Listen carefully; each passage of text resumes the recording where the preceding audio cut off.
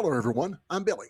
And I'm Kamraun. Welcome to the Horse Frog Podcast, home of your two favorite professional digressors and the creators of the Malazan Brotherhood. Today, we'll be discussing Book 3, Chapter 13 of Deadhouse Gates, a novel set in the Malazan Books of the Fallen. This is part 3 of our coverage of this chapter. This podcast series is intended to be a companion to reading or listening to the books set in the Malazan universe. It's not a book review, and it is most definitely not intended to be a replacement to reading the books. Both Billy and I know this to be the best fantasy story ever written and want to share our love of the series with you. We will be covering the events in the books in a linear fashion. There will be spoilers for those that have not read the books, and we'll try not to spoil anything prior to us covering that portion in the respective book. But knowing me and my mouth, I'm sure, you know what? I have already done this. It was kind of a minor spoiler, so I am sorry. I kind of dropped the ball. A little sorry, not overwrought, but just a little sorry. I mean, it was beeped. Yeah. Oh, okay, good. Well, it's not like Bruce Willis in The Sixth Sense. You know, right. It's not like that. It wasn't that kind of spoiler. But we were watching Ocean's 12 the other day. All right. Have you seen that? I have, but it's been all of listening at once. I forgot about. So Matt Damon's in the movie. Wait. I'm sorry. You have to say Matt Damon again. Okay. So Matt Damon's in the movie. Matt Damon. Okay. I'm sorry. I had to Team America that way. I'm so sorry. Okay. Bruce Willis randomly shows up in Rome, and everybody is telling him how they figured the movie out, and they knew at this point what the twist was and all this other kind of stuff. And then he's getting pissed. He's like, if you're so clever, how come it made $500 million at the box office? You know, he's getting salty about it.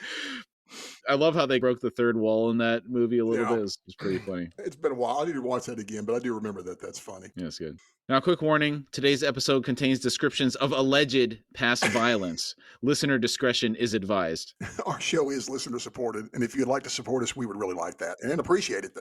And you can do so by visiting our Patreon link on our website at horsefrogproductions.com. Currently, we are posting ad-free episodes on Patreon weekly. Also, we would really like to hear from you. Send any feedback or comments to contact@horsefrogproductions.com. All right, Chapter 13, Part 3. We pick up the story with Kalam and company in the Imperial Warren. The horizon was a gray shroud on all sides. No wind stirred. Kalam settled back in his saddle, eyes on the scene before him. Ashes and dust shrouded the tiled dome, which had collapsed in one place. A gray haze lay over the gaping hole. From the dome's curvature, it was clear that less than a third of it was above the surface. I think this answers the question on whether dust settles in this realm. Why else would haze still hang in the air over the collapsed dome unless it had just collapsed? Yeah, I agree. You had mentioned that a couple episodes ago, I think. Yeah, I remember that. Kalam dismounted. He paused to pluck at the cloth wrapped over his nose and mouth, glanced back at the others, then approached the structure. Somewhere beneath their feet stood a palace or a temple. Reaching the dome, Kalam leaned forward and brushed the ash from one of the bronze tiles. A deeply carved symbol revealed itself. A breath of cold recognition swept through him. He had last seen that stylized crown on another continent, in an unexpected war against resistance that had been purchased by desperate enemies. He thought, Caladan Brood and Animander Rake, and the Revi and the Crimson Guard. A gathering of disparate foes to challenge the Malazan Empire's plans for conquest. The free cities of Genebacus were a squabbling, backstabbing lot. Gold-hungry rulers and thieving factors squealed loudest at the threat to their freedom. His mind over 1,000 leagues away, Kalam lightly touched the engraved sigil. He thought, Black Dog. We were warring against mosquitoes and leeches, poisonous snakes, and blood-sucking lizards. Supply lines cut, the Maranth pulling back when we needed them the most. And this sigil I remember, there on a ragged standard, rising above a select company of Brood's forces. What did that bastard call himself? The High King? Kalor, the High King without a kingdom. Thousands of years old, if legends speak true, perhaps tens of thousands. He claimed to have once commanded empires, each one making the Malazan Empire no larger than a province. He then claimed to have destroyed them by his own hand, destroyed them utterly. Kalor boasted he had made worlds lifeless. And this man now stands as Caladan Brood's second in command. And when I left, Dujek, the Bridgeburners, and the reformed Fifth Army were about to seek an alliance with Brood. Whiskey Jack, Quick Ben, Keep your heads low, friends. There's a madman in your midst. Mm. Whoa. If you pay Yeah. attention to the details of this last passage, you can deduce that this temple was once within an empire ruled by Kalor. Mm. There are some important details about Kalor here. First, let's remind everyone that Kalor was in one scene in Gardens of the Moon. It took place within Caladan Brood's camp after Crone had come to visit. There was a little bit of back and forth between Kalor and Caladan Brood. He had a dry wit to him, if I recall. Yes. Now, within this passage that we just read, we learn that Kalor is allegedly thousands of years old, and he calls himself the High King, yet he rules over no kingdom. The empires he allegedly commanded dwarf the Malazan Empire in size. That says a lot. Yes, and not singular, not empire, but empires. Yeah, when you're talking of thousands of years and the cyclical nature of society, yes, it could have been multiples over that time period. Oh, yeah, absolutely. He could have fallen and risen multiple times very easily. Yeah. And finally, he claims to have destroyed them by his own hand, which raises the question, is the Imperial Warren one of those kingdoms, since they found this temple with Kalor's symbol within the Warren? That's a really good question. Mm-hmm. Something to think about. It is. Minala said, if you're done daydreaming, Kalam said, the thing I hate most about this place is how the ground swallows footfalls. Minala's startling gray eyes were narrow above the scarf covering the lower half of her face as she studied Kalam. She said, you look frightened. Kalam scowled and turned to face the others. He raised his voice and said, we're leaving this warren now. Minala scoffed, what? I see no gate. Kalam thought, no, but it feels right. We've covered enough distance, and I've suddenly realized that the power of deliberation is not as much in the traveling as in the arriving. He closed his eyes, shutting Minala and everyone else out as he forced his mind into stillness. One final thought escaped. I hope I'm right. A moment later, a portal formed, making a tearing sound as it spread wider. Minala realized something and she snapped, you thick-headed bastard. A little discussion might have led us to this a little sooner, unless you were deliberately delaying our progress. Hood knows what you're about, Corporal. Kalam thought, interesting choice of words, woman. I imagine he does. Kalam opened his eyes. The gate was an impenetrable black stain a dozen paces away. He grimaced and thought, as simple as that. Kalam, you are a thick-headed bastard. Mind you, fear can focus even the most insipid of creatures. Kalam said, follow closely, as he loosened the long knife in its sheath before striding toward the portal and plunging through. His moccasins slid on sandy cobbles. It was night, stars bright overhead through the narrow slit between two high brick buildings. The alley wound on ahead in a tortuous path that Kalam knew well. There was no one in sight. Kalam moved to the wall on his left. Minala appeared, leading her own horse and Kalam's. She blinked, head turning. She said, Kalam, where? Kalam interrupted, right here.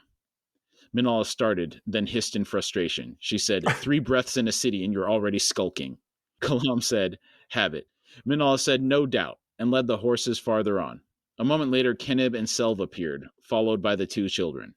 It must have taken something to get those kids to go through the portal. Yeah. Well, I guess they went through the other one initially, the first time, but still, can you imagine trying to get kids to go through something like that? That'd be pretty rough because you can't see first off through it. But I think that they're probably pretty eager to get out of this place thinking that anything's got to be better than what we're in. Yeah, that's true. It's probably harder the first time. Even then, I don't know, because they had just dealt with that battle where they were assaulted by those guys. That's true. It might not have been as hard as we think getting them kids. They might be following like walking wounded people. It doesn't really mention that. That's true. You know, he doesn't really talk about that. That's an interesting fact we've never talked about, is that he's always really good about people, but there's some people that don't get brought up that he's traveling with that are kind of like, well, they're not important to the story at all, but normally he would mention something if there were going to be something more, but how we just kind of just left them off because we're about to be dropping them off, it sounds like. It's like, I think they're done with the story. Coming pretty quick. Yeah. Thinking back on it, they did get a little bit here and there. There was one of them was asking how Kalam learned to fight the way he did. They were talking about their behavior here and there. They were quiet, taking care of the horses, that kind of stuff. So it wasn't like they were completely absent. Yeah, and I think a lot of that is, of course, like we said, these kids have learned. Kids learn quicker, especially if you're going on the run like this. That to learn to be quiet, they learn to keep quiet when they realize themselves how deadly serious it is. Mm-hmm. I still wonder if my kids would learn that quickly. I tell you, I look away for 2 seconds and they're at each other. Right, that's what you said. We've talked about that when they entered the Imperial War. You said you can't imagine these guys not fighting in that pit down there of dust. At least one scuffle. Yeah, And it's not even fighting so much. They're just like wrestling and climbing on each other, and it's man, it's nonstop. right. It's just that it's what they do. Yeah, it's just they're boys, man. They're boys. Yes. Keneb glared around until he spotted Kalam. He asked, "Aaron?" Kalam said, "Aye." Keneb said, "Damned quiet." Kalam said, "We're in an alley that winds through a necropolis." Minala cut in, "How pleasant." She gestured at the buildings flanking them and said, "But these look like tenements." Kalam said, "They are, for the dead. The poor stay poor in Aaron." Keneb asked, "How close are we to the garrison?" Kalam said, 3,000 paces. Minala said, "We need to wash." From atop his horse, Vaneb said, "I'm thirsty." Kessin added, "Hungry." Kalam sighed, then nodded. He's ready to get to business, and I bet again he's thinking about how much easier this would be if he only had to worry about himself. Well, yeah, especially being a professional hitman. Yeah. Taking a family that's not even your family on the run it can be dodgy at best, Yeah. At least they made it. They've made it to Aaron. That's pretty significant. Yeah, and for him to take on this responsibility says a lot about his character. It says an awful lot. He's not just a professional hitman. I said that callously. Kalam is way more than just muscle and wet work guy. He is really a thinking man's wet work and killing guy. Minala said, "I hope a walk through dead streets isn't an omen." Kalam muttered, "The necropolis is ringed by mourners' taverns. We won't have much of a walk." Squall Inn claimed to have seen better days, but Kalam suspected it never had. The floor of the main room sagged like an enormous bowl, tilting every wall inward until angled wooden posts were needed to keep them upright. Rotting food and dead rats had migrated to the floor's center, creating a moldering, redolent heap like an offering to some dissolute god. That's truly a nasty picture. And then a baby cries. I'm sorry. Sorry. This is a really rough scene here. It's like they've got their own compost heap going, Yeah, it's in the middle of the floor. Especially with the dead rats. I'm like, oh man, that's pretty rough. Yeah, having to smell that. Wow. Well, what does that say about the place that they don't even smell the dead rats in the compost pit in the middle of the floor? How bad must it stink? They're next to the necropolis, dude. It smells like a bunch of dead bodies. When you're constantly in a situation and you don't get removed from it, you get used to it. And it's not unless you get removed from it and come back that you realize what it smells like. Oh, yeah. Say you fry something in your house. Oh, yeah. You can kind of smell it a little bit, but the next day you leave and you come back, you're like, whoa. Yeah. The film of when you're frying it goes up and then gets on stuff. You have to wipe everything down. I don't know. That's kind of what it reminds me of a little bit. They just must be desensitized to it. I agree. Yeah. And this kind of makes me think of the kids got into Ramsey's kitchen nightmares. And so some of the kitchens that he gets into, there was this one in New York. Oh my God, it was so bad. It was down in the basement, all the bugs and everything. It was crazy. I mean, it wasn't in the seating area, but still, there were flies all over the place in the seating area from all this stuff that they had going on in the basement. It was crazy. You know what's funny? This isn't our only bad. We see lots of seedy dives in this series. Yeah. We've got some pretty famous seedy dives. The interesting thing about this one is, as soon as I started reading this, I was like, oh, I remember this one. The bowl in the middle, it leaves such a big impression. And I was thinking, how do you come up with something like this? I know. It's like, again, where do these ideas come from? I don't know, dude. I'm always blown away by everything he writes. It's just, as we especially dissect everything so piece by piece here, I'm realizing his genius on a completely different level. I always thought it was genius before, but when you really start to dissect it, you're like, man, weird. I'm like, where does he come? How does he do this? I don't know. Yeah, instead of just a seedy bar that's seen better days, we have this bowl of filth that people are sitting around. Decomposing animal carcasses, just hanging out, Yeah. getting our drink on. Now, coming up, though, I don't think I'm spoiling anything. I'm talking about a reference will be made to how awful some of the beverages in this place are. Maybe that's killing the people's smell somewhat, too. Yeah, this possibility. Chairs and tables stood on creatively sawed legs in a ring around the pit, only one still occupied by a denizen not yet drunk into senselessness. A backroom no less disreputable provided the more privileged customers with some privacy, and it was there that Kalam had deposited his group to eat while a washtub was being prepared in the tangled garden. Kalam had then made his way to the main room and sat himself down opposite the solitary conscious customer. The grizzled Nappin man said, "It's the food, isn't it?" Now, quick reminder, the Isle of Nap lies to the west of Malaz Island. It lies between the continent of Kwantali and Malaz Island. And the people of the Nappin Isles are distinguished by their dusky blue skin. And a famous Nappin we've encountered, none other than the Empress Lysine herself. Now, would that be famous or infamous? I guess it depends on who you're talking to. That's true. I think from my point of view right now, I deem her infamous, at least for the time being. I agree. But we're getting one side of the story. That's right. That's why I say this now. Mm-hmm. For the moment, I'm going to say infamous. Kalam said, "Best in the city." This is in reference to the guy talking about the food.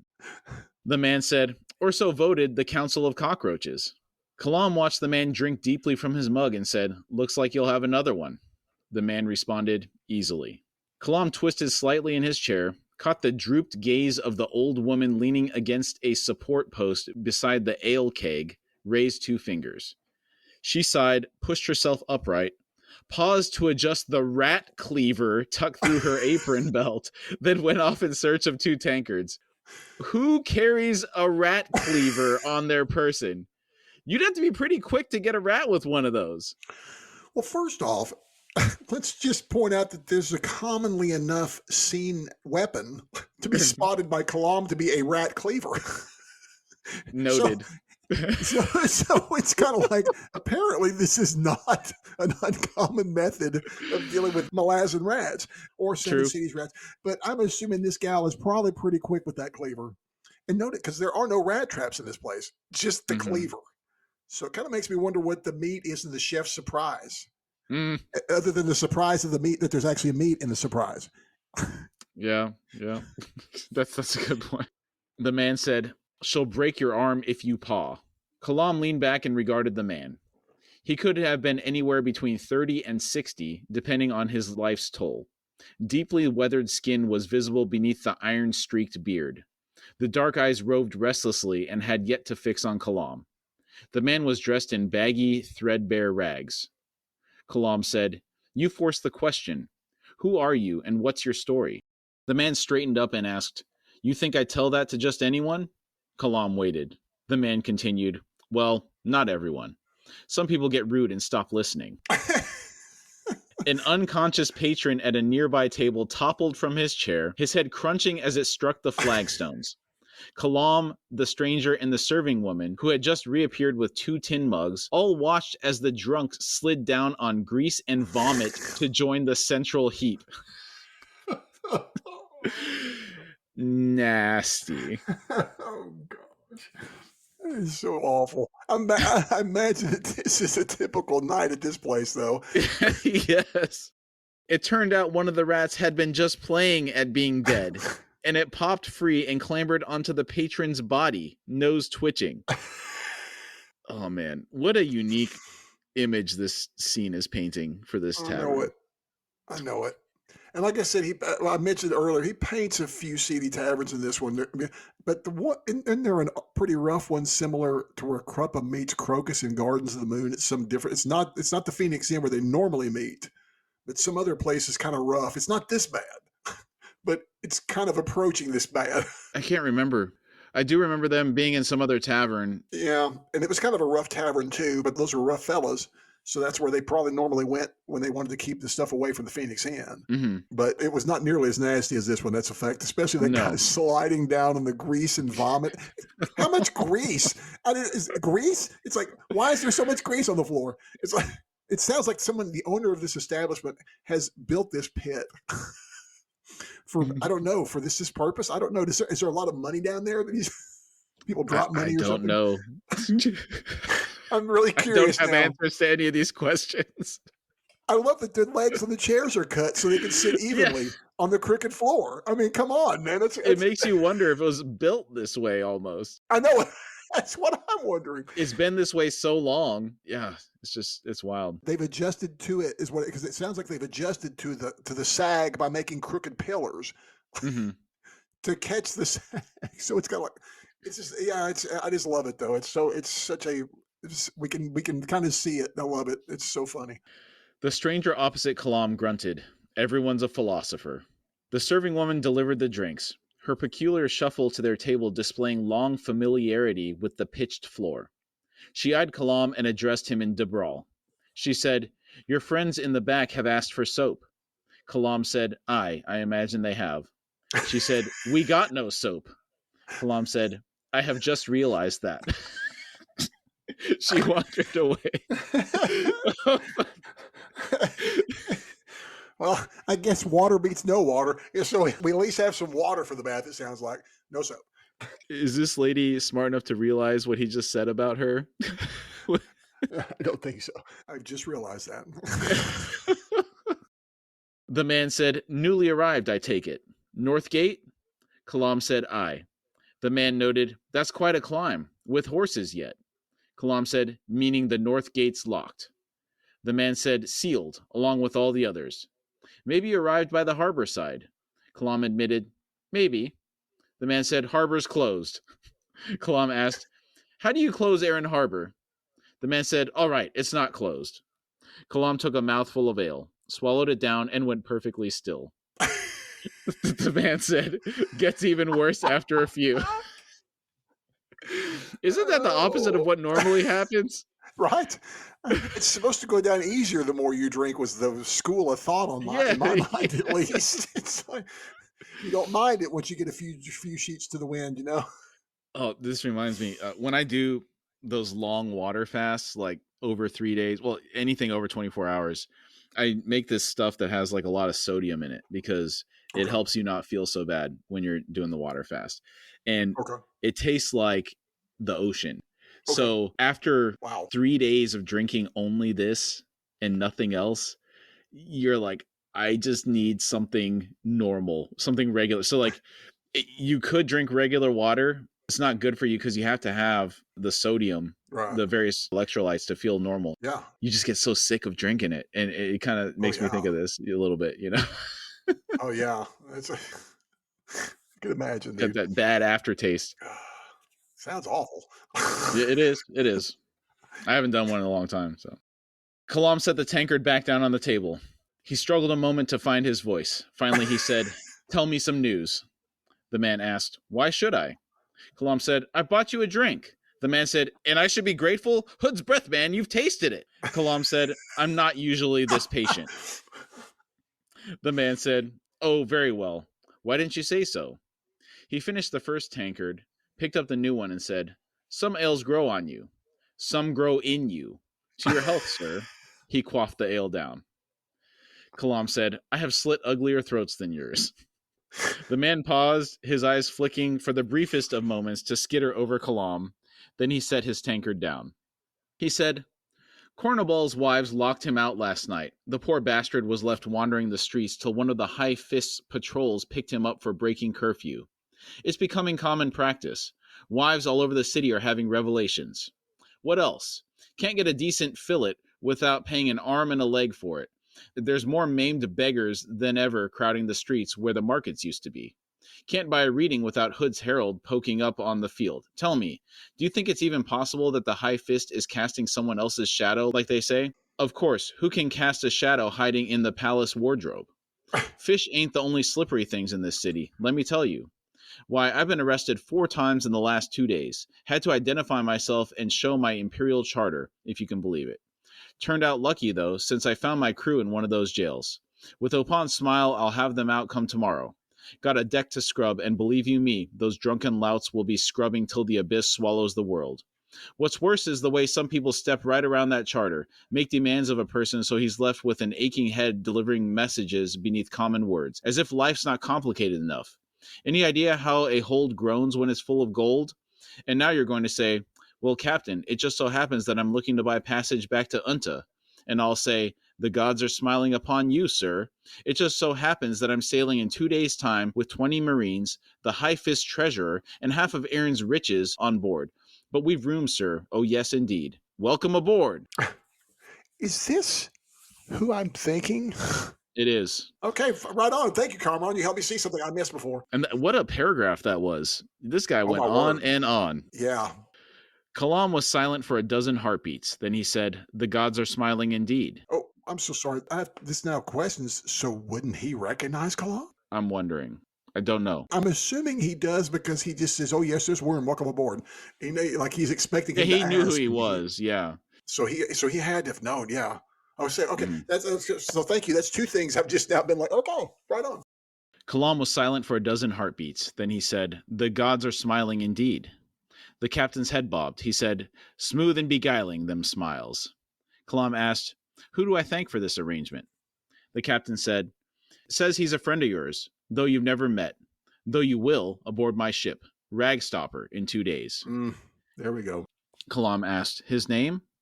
The captain said, Sulk Elan, he called himself. Says he's been waiting for you. One thing I've always loved about things, about subjectivity and how things hit people differently.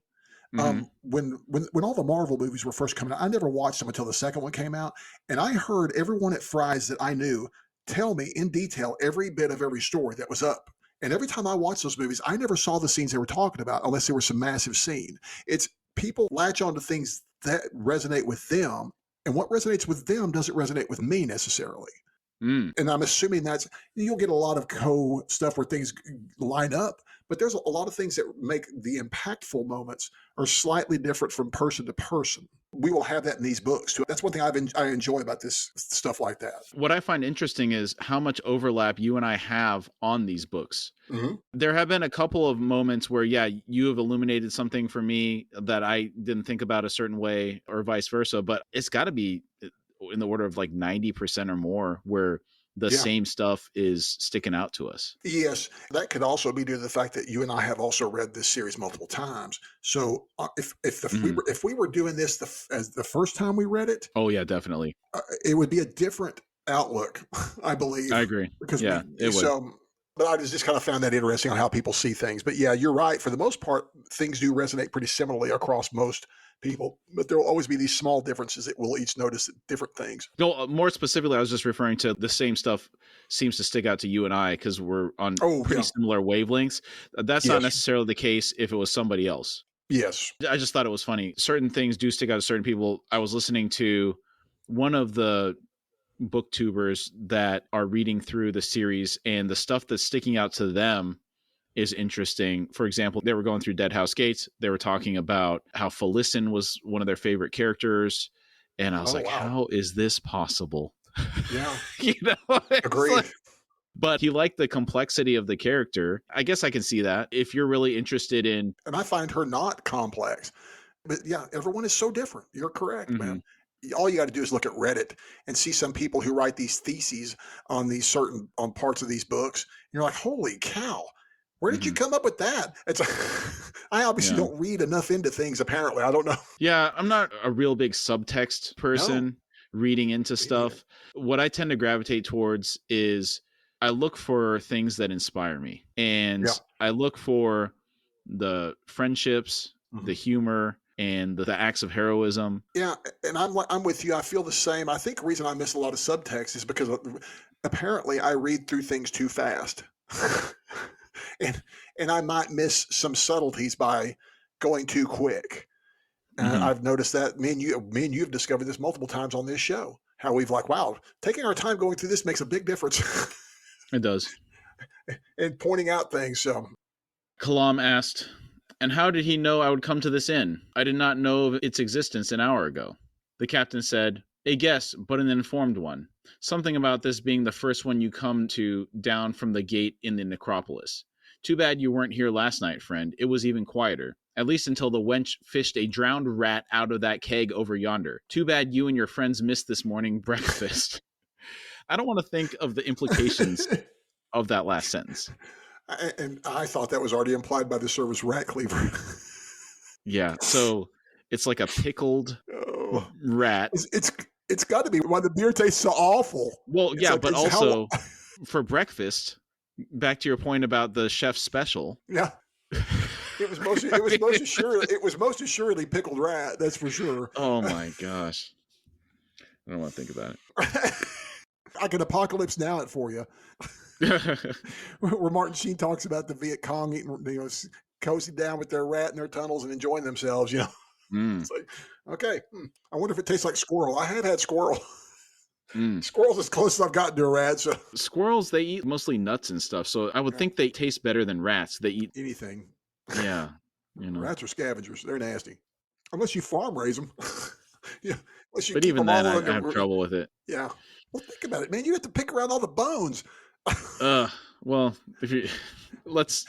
I can't do it. Let's move on. Okay. Kalam slammed the rickety door behind him, pausing to regain control. So no pickled rat for you, sir. No, sir. I'd have to really be starving. Really. Okay, right. We're talking zombie apocalypse. We've run out of dog food. I don't have anything available.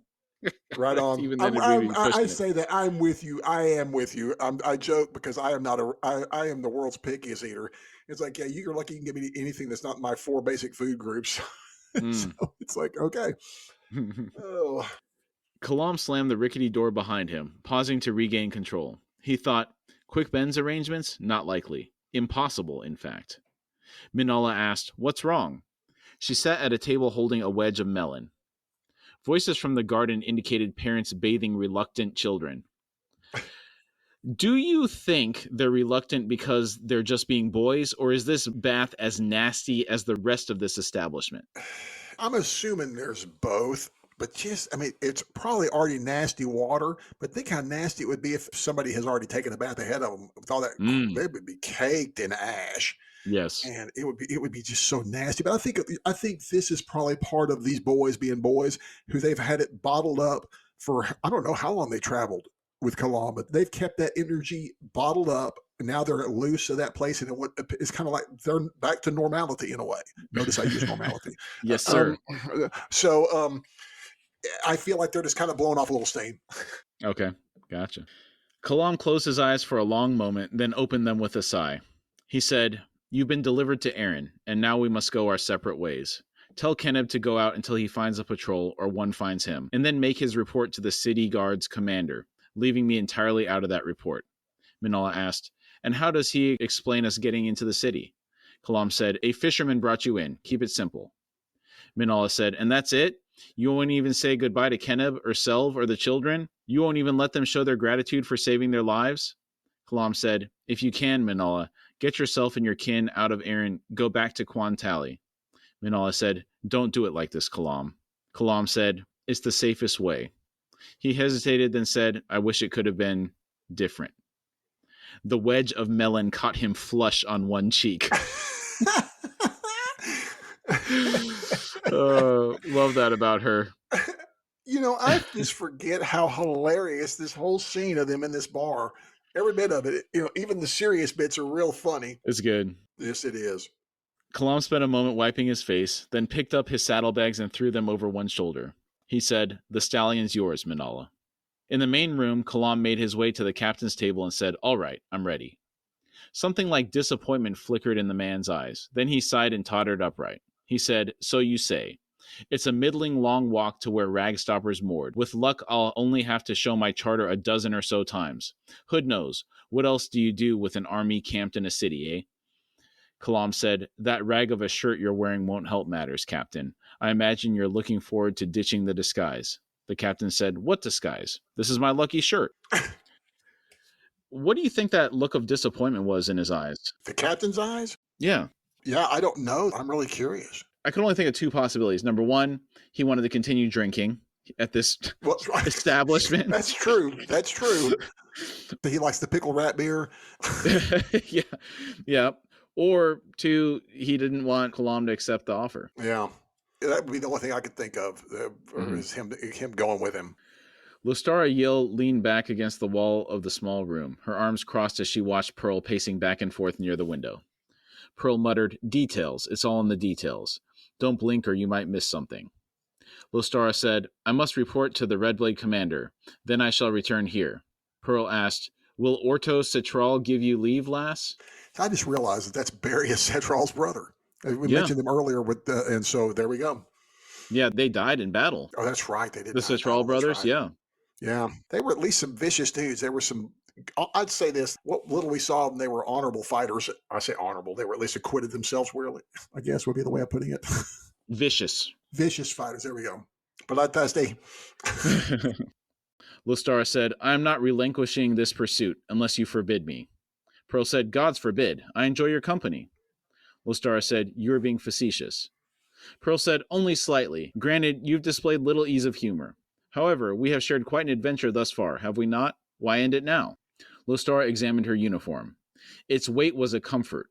The armor she had worn when disguised was a shattered mess, and she had happily discarded it after Pearl's healing of her wounds. I didn't know he was able to heal people. She broke her hip when she fell, right? I don't know if it actually specifically spelled it out, but as tough as she is, it mentioned that she wet herself when she fell due to the pain, and I was assuming that was a break that would cause her to lose. That'd be the only thing I think that would make this woman lose any control of anything. Yeah, and then when she got picked up, she passed out, right? Yeah, so that's my assumption. I'm like you. I didn't realize he could heal, so that makes him quite formidable. Mm-hmm. Do you think that the Claw are given some ready-made magic to use? Because some of them may or may not carry Auditarl with them, but because that seems to be the Claw's secret weapon. But do you think that they may carry some ready-made healing spells? Like you could give that guy a healing spell for this mission or something like that. A scroll. Possibly. I think most of them are mages of some type. Okay. I would know that some of them are. I was assuming because how they were able to track down mages. I assume that had to do with being a mage. Yeah, because you can't just willy-nilly go in and out of Warrens. Yeah. Quick Ben made that special thing for Kalam to get in, but I don't know that those are readily available for anybody to use. Yeah, I don't think so. I hadn't thought about that, and the fact that people have to, like you said, only the Claw tends to use this as their super highway. You're right. At least one in the group has to be a magic user. Pearl had offered nothing to relieve the mystery of the demon that had appeared during the night engagement out on the plain, but it was clear to Lostara that the incident still troubled him. She thought, "As it does me, but that is past now. We have made it to Erin, still on the assassin's trail. All is as it should be." Lostara asked, "Will you wait here for me?" Pearl's smile broadened. He said, "Until the end of time, my dear." Lostara said, "Dawn will suffice." I love him, dude. Yeah. Pearl bowed and said, "I shall count the heartbeats until then." Man, he sure is laying it on thick. Does he like her, or is he just being Pearl? Part of me seems to think he likes her. I think he likes her. Yeah, by all accounts, I think they mentioned she's pretty attractive. They did. I think she's attractive, but I think he's also drawn to her skill in dealing out pain like he can. Yeah. Lostara left the room and shut the door behind her. The inn's hallway led to a wooden staircase that took her into the crowded main room.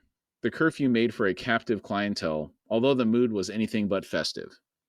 Lostara ducked under the staircase and passed through the kitchen. The eyes of the cook and her helpers followed her as she walked to the back door, which had been left ajar to provide a draft.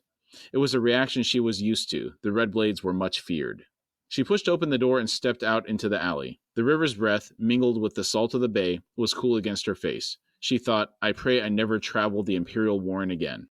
She walked to the main street, her boots loud on the cobbles. A dozen soldiers of the High Fist army accosted her as she reached the first intersection on her way to the garrison compound. The sergeant commanding them stared at her with disbelief. He said, "Good evening, Red Blade." She nodded and said, "I understand that the High Fist has imposed a curfew. Tell me, do the Red Blades patrol the streets as well?" The sergeant replied, "Not at all." There was an expectancy among the soldiers that Lostara found vaguely disturbing. She asked, "They are tasked with other responsibilities, then?" The sergeant slowly nodded and said, "I imagine they are. From your words and from other things, I gather you are newly arrived. She nodded. The sergeant asked, how? Lostara said, by Warren. I had an escort. The sergeant said, the makings of an interesting story, no doubt. I will have your weapons now. Lostara said, excuse me? The sergeant asked, you wish to join your fellow Redblades, yes? Speak with Commander Orto Citral? Lostara said, yes. The sergeant said, by the High Fist's order, issued 4 days ago, the Redblades are under detention. Lostara asked, what? The sergeant went on, and await trial for treason against the Malazan Empire. Your weapons, please. Stunned, Lostara Yil made no resistance as the soldiers disarmed her. She stared at the sergeant. She asked, our loyalty has been challenged? There was no malice in his eyes as he nodded. He said, I am sure your commander will have more to say on this situation. That's quite a plot twist. Reminder that the High Fist is named Pormqual. Nothing we have heard about him has been positive thus far. Yeah, he sounds like a real piece of crap. What's bad is the fact that even these guys kind of feel bad about taking her in. Like, he didn't seem like he was like almost like he felt sorry for, yeah, I'm sure your commander will have more to tell you on the situation. She was behaving herself. She wasn't being rude or anything. And maybe that's why it was so off-putting for him too. And it's kind of also a surprise. Like you said, it's a true plot twist because here she's worked so hard to get here, been healed, walking down the street and gets arrested. You're kind of like, wait, what? Yes, just walks right up to the guys thinking everything's normal. Yeah, that's kind of funny. Yeah. I mean, in an ironic way. Minala said, he's gone. Keneb's jaw dropped. After a moment, he said, oh. Frowning, he watched Minala as she packed her gear. He asked, what are you doing? She whirled on him and asked, do you think he gets away leaving it like that? Keneb said, Minala. Minala cut in. Be quiet, Keneb. You'll wake the children. He said, I wasn't shouting. Minala said, tell your commander everything. You understand me? Everything except about Kalam. Keneb said, I'm not stupid, no matter what you may think. Her glare softened. She said, I know. Forgive me. Keneb said, you'd better ask that of your sister, I think, and Kessin and Vaneb. Minala said, I will. Keneb asked, tell me, how will you pursue a man who does not want to be pursued? A hard grin flashed on Minala's dark features. She asked, you asked that of a woman? Keneb said, oh, Minala. She reached up to brush his cheek with one hand. She said, no need for tears, Keneb. He gave her a weary smile and said, I blame my sentimental streak. But know this, I shall remain hopeful. Now go and say goodbye to your sister and the children. It's interesting how quickly Keneb becomes one of my favorite characters, and it must be the way his personality comes through in these interactions. It is, and I think a lot of it, for me, is us knowing how he dealt with Minala's abusive now ex, or should I say deceased husband. That does a lot for me in liking a guy. Yeah. All right, and thus the chapter ends. Good chapter. What a chapter. That battle. Man. And then this scene to follow that up with all the comic relief. I mean, some serious plot twists too, though. Yeah. Well, you needed this comic relief after having such heaviness for a long chapter like this, because that's one of the great things of Erikson. He can really blend it up a little bit. I love it. For standout moments, getting more details on Kalor and the Imperial Warren. Those little nuggets of information are much appreciated. Yes, agreed. I love all of the slow drip feed that we're getting and seeing about the Imperial Warren and Kalor. Yes. The bar that Kalam ends up at, all of the details, the bowl in the floor, the rotting stuff, the grease, the vomit, people falling and sliding into it. Oh my gosh. And I have been in a lot of dives and a lot of nasty bars due to me playing in a band for 30 plus years. And I've seen some rough places, but man, I have not been in any place. The great thing about being in a modern place is that they do have standards, even if it's awful. Mm-hmm. Right. This place has no standards. You don't have any type of inspection coming in, I don't think. No. We're not sitting there and a health inspector coming in. Not that having his throat cut. Yeah, you don't have the TABC coming in. That's was it Texas Alcohol Beverage Commission? Is that what it stands for? Something like that? Okay. Yes. Kalam's conversation with the captain of the ship was quite funny. It is. And me realizing who the person was, I think that's just great. I think it's all great stuff. Yeah. Minal throwing the melon at Kalam out of frustration. Love that. Oh, classic. It's classic. That plot twist that the Red Blades are being detained was pretty surprising. It is. And I know that we're not supposed to like the Red Blades, but I always like her. And of course, we will get to know her better later. Yeah, she's really shown nothing but high skill and high resilience as well, given what she's had to go through to chase Kalam down. Yeah.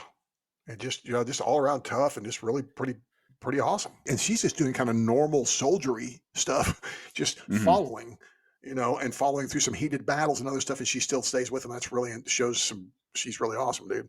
Or real skillful, at least. And I like the fact that Minal is intending to pursue Kalam. Oh, yeah. I really like that bit, too. What a gal. I'm sorry. Is that acceptable to say? What a woman. We'll say it like that. What a woman. Yeah.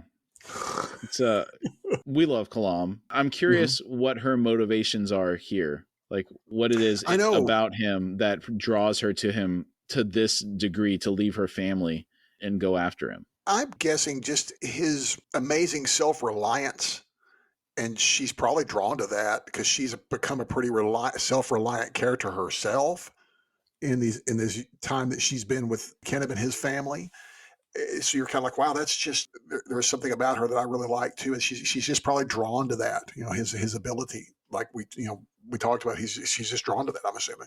Do you think it also has anything to do with the fact that he took the responsibility of defending their family on to that degree? Yeah, that could have a lot to do with the way you'd look at somebody, because he was prepared to lay his life on the line for them, and he helped them escape a very, very nasty situation where her children and all of them would have all been crucified. So there's probably a lot of gratefulness to that as well. So between his proficiency and then his character. Yes, I agree. Because Kalam is, like I said, he is a killer, but he's trained that, but he is very deep and very honorable. Yes. For what he does, very honorable guy. All right, Billy, great job tonight. You got any final thoughts before we drop off here? Ready to finish up that chapter, but what a chapter. 3 weeks to get through that amazing chapter. Awesome. That was a great ending to it. Yeah. Next week, we'll get through the full chapter in one episode. So yes. Hey, might be a long episode, but we'll get through it in one episode. We'll get through it. Yeah. All right. Thanks, everybody. We'll see you next week. Hey, y'all have a good week. See y'all next week. We thank you all for joining us today. Again, we really like to thank you for taking the time to be with us, and we've had a really great time talking about the topic today. If you would like to support our show, you can find us at horsefrogproductions.com, where you can find our Patreon link. Depending on the platform you're listening from, it may also be in the episode description. And if you'd like to contact us through email, it's at contact@horsefrogproductions.com.